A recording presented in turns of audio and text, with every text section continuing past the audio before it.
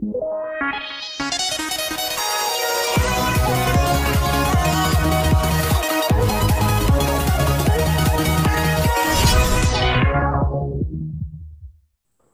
tout le monde, j'espère que vous allez bien. Aujourd'hui nous nous retrouvons pour une nouvelle théorie sur Ninjago.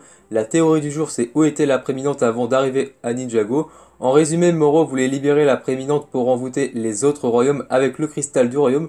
Au début nous pouvons penser qu'elle était au royaume maudit et que lorsqu'elle est dans un autre royaume elle peut faire apparaître des choses de la dimension maudite comme le pouvoir de l'armure alliée.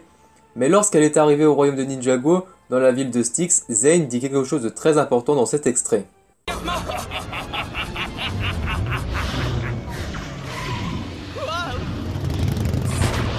Qu'est-ce que c'est que ça? C'est la très puissante, la manifestation physique de tout le royaume maudit.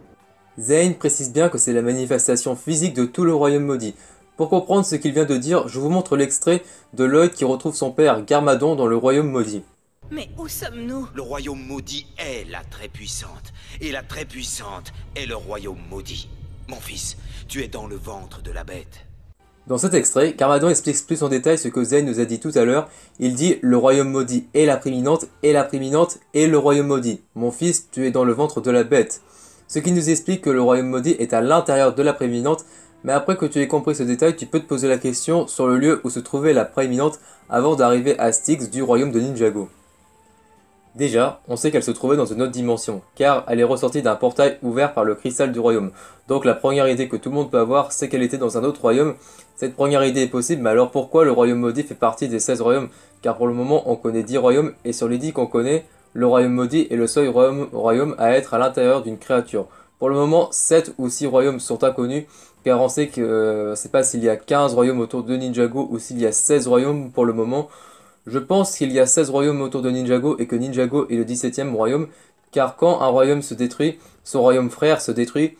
Par exemple, quand le royaume maudit a été détruit, son royaume frère, le royaume de Ninjago, a aussi été détruit. Mais tu vas me dire que c'est impossible qu'il y ait 17 royaumes, car c'est un chiffre impair, et tous les royaumes ont un royaume frère. Donc puisque 16 c'est un chiffre pair, donc c'est 16 royaumes. Mais après avoir bien réfléchi à ça, je me suis dit que peut-être il y a un royaume qui est indestructible et qui n'a pas de royaume frère, c'est le royaume des disparus, le royaume où sont tous les morts des autres royaumes. Et donc si ce royaume est détruit un jour, où seront les morts puisque le royaume n'existe plus? Donc il me semble plus logique que Ninjago soit le 17e royaume. Donc je disais, pour le moment le royaume maudit est le seul royaume à être vivant, car il se peut qu'un des royaumes inconnus soit vivant. Pour la théorie, je peux vous dire ce que sont les 9 autres royaumes qu'on connaît, c'est-à-dire le royaume de Ninjago, le royaume des ténèbres, le royaume de la folie, le royaume des nuages, le royaume de Chima, le royaume de Ninjago, le royaume des disparus, le premier royaume et le royaume de non-retour. Ces royaumes-là sont d'autres dimensions, c'est-à-dire que c'est la planète en plusieurs dimensions différentes ou l'univers en plusieurs dimensions. Car on imagine quand les ninjas vont dans l'espace dans la saison 3 et que quelqu'un par exemple d'un autre royaume, comme par exemple le royaume de non-retour, va aussi dans l'espace en même temps, ils ne pourront pas se croiser car ils sont dans une dimension différente. Dit comme ça, et bah ça vous aide pas beaucoup pour la théorie. Et j'ai ma petite théorie qui a la possibilité d'être vraie. Ma théorie c'est que la prééminente est la dimension maudite de la planète. En gros, selon moi, elle vivait dans l'univers maudit. Et dans cette dimension de l'univers, toutes les planètes sont des prééminentes. Si ce que je dis est vrai, le royaume maudit est le plus petit royaume pour le moment. Après dans la série, quand tu vois la taille de la prééminente et la taille du royaume maudit qu'il y a à l'intérieur, t'as l'impression que le royaume maudit est plus grand que la prééminente. Donc c'est bizarre.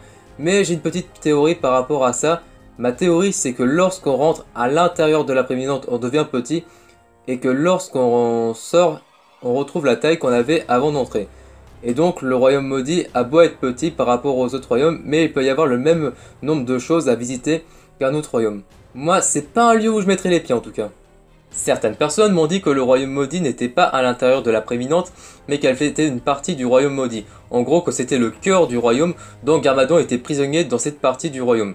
Et donc, quand un fantôme est vaincu, il réapparaît dans l'autre partie du royaume maudit, traverse un portail pour aller dans le cœur du royaume qui est la prééminente, et de ressortir de la prééminente quand il veut.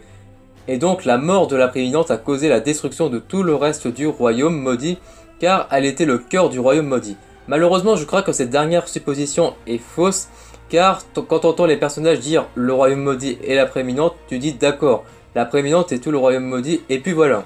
Le royaume maudit nous cache toujours autant de mystères que nous découvrirons peut-être un jour dans la série, dans un livre canonique de la série, ou grâce à un producteur comme par exemple Tommy Andresen. Même je n'hésiterai pas à lui poser la question de lui dire ma théorie.